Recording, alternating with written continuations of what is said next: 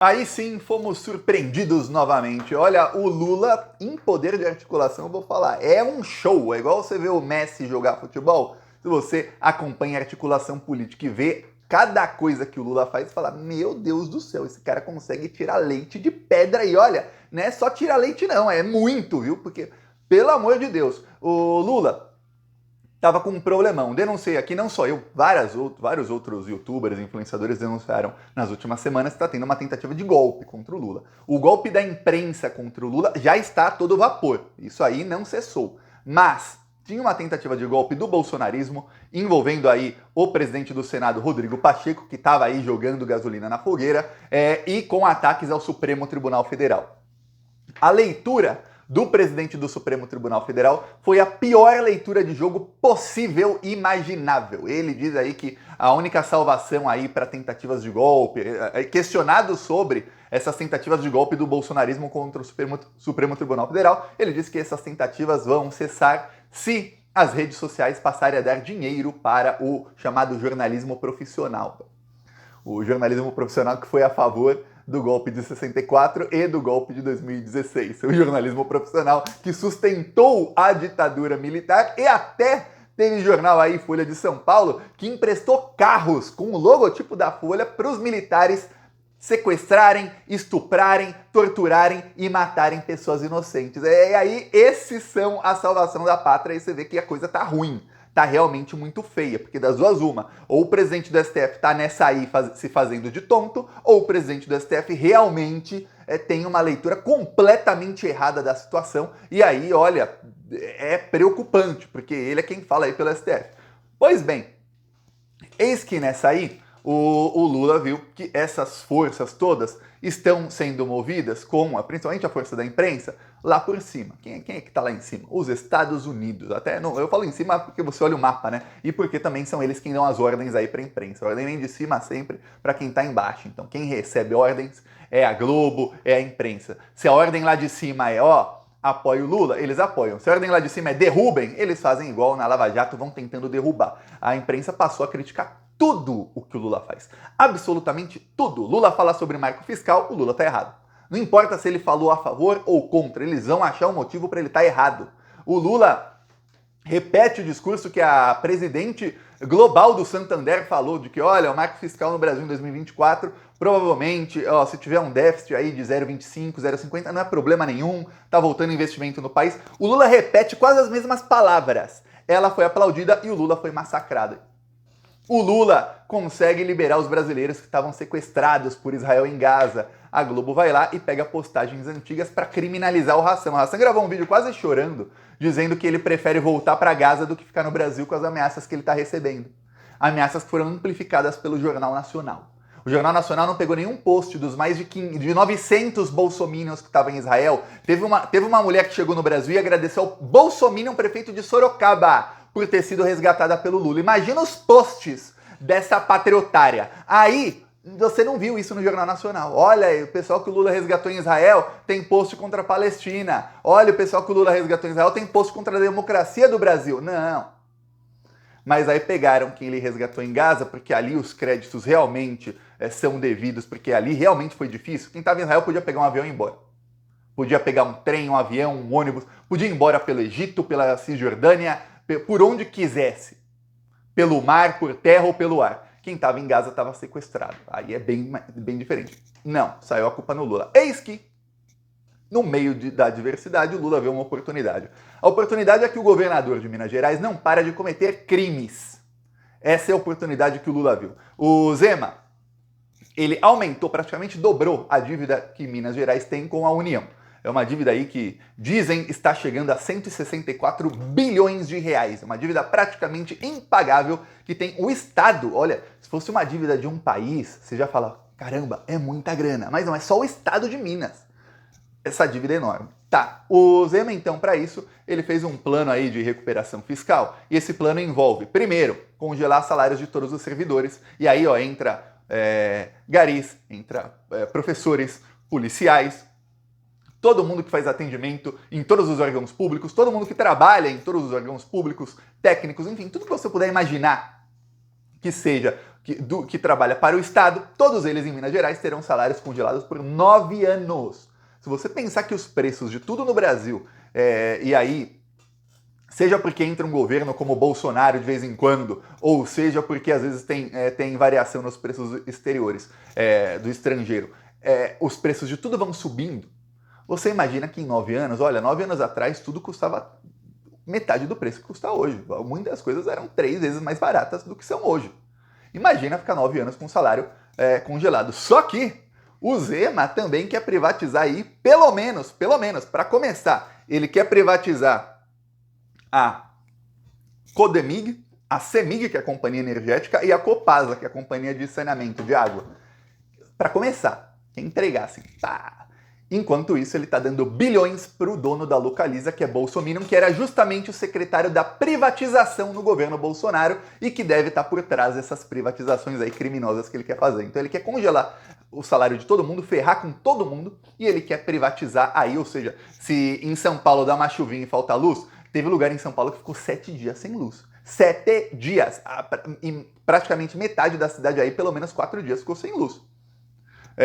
Tá tendo problema aí de abastecimento? Pois bem, imagina que isso vai acontecer em Minas Gerais. E olha, pessoas de São Paulo, Minas Gerais e outros estados do Brasil, vocês têm sorte, porque se acontecer igual aconteceu lá em Macapá, vocês não estão lembrados, né? Eu tô.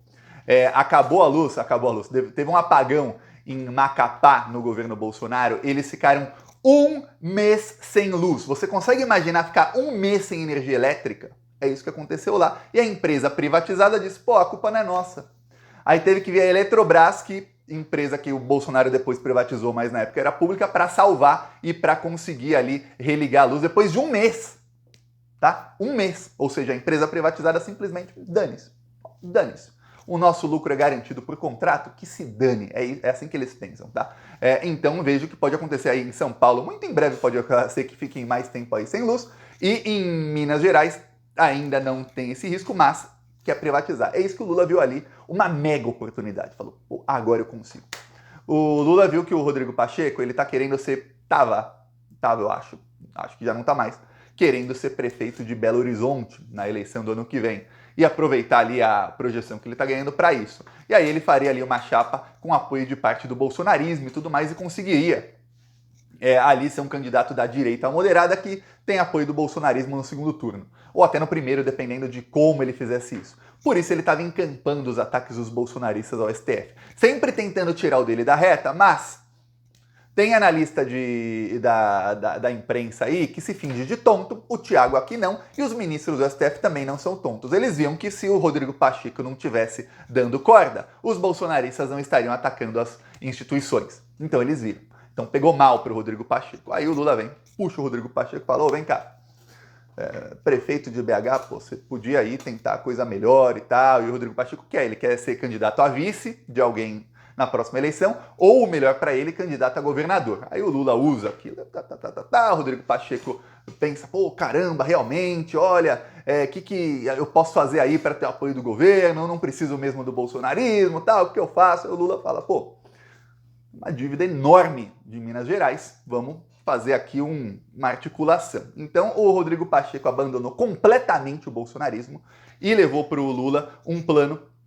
O plano envolve, primeiro, não congelar os salários dos servidores de Minas Gerais. Segundo, não privatizar nenhuma dessas 3 companhias aí que eu citei e que essas companhias sejam cedidas ao governo federal e o governo federal vai administrar o governo Lula, no caso, vai administrar essas companhias em troca de abatimento na dívida de Minas Gerais. Ou seja, em vez do Zema pegar uma empresa que vale, vamos supor aí, vale 3 bilhões e vender por 1, e ó, tchum, com parte do dinheiro, e aí depois ele paga desse 1 bilhão, menos da metade ele vai pagar para abater a dívida, que está em 160, o Lula vai lá e fala, não, agora a empresa fica com a gente, não vai cortar salários, não vai piorar o serviço, e vamos abater aí da dívida, realmente você não vai ter margem para sair roubando você e o seu amiguinho aí, que você está dando bilhões, que era secretário da privatização do Bolsonaro também, para pegar um monte.